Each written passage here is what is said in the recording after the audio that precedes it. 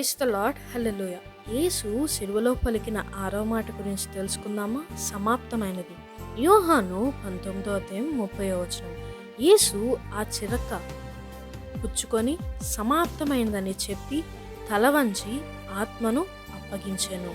ఈ మాట సాధారణమైనది కాదు. ఇది ఒక విజయం, ఇది ఒక పూర్తి, ఇది ఒక దైవీక ప్రకటన. యేసయ్య తనకి ఇవ్వబడిన పనిని పూర్తి చేశారు.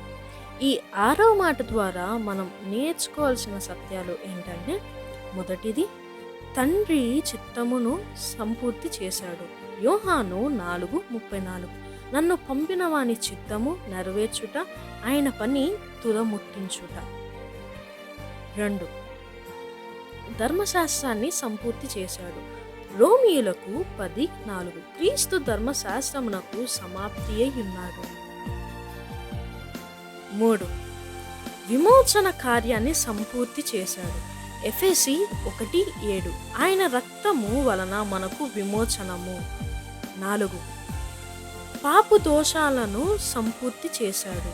1 పేతురు 3:18. పాపుల విషయములో ఒకసారి శ్రమపడెను, మనకు రావాల్సిన శిక్షను ఆయన తన మీదకి తీసుకున్నాడు. యేసయ్య పలికిన మాట సమాప్తమైనది అంటే రక్షణ పూర్తయిందని అర్థం. పాపానికి పరిష్కారం పూర్తయింది. కాబట్టి ఇప్పుడు మన బాధ్యత ఏంటి?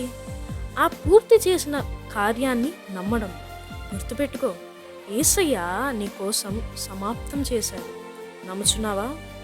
కామెంట్స్. ఆమెన్.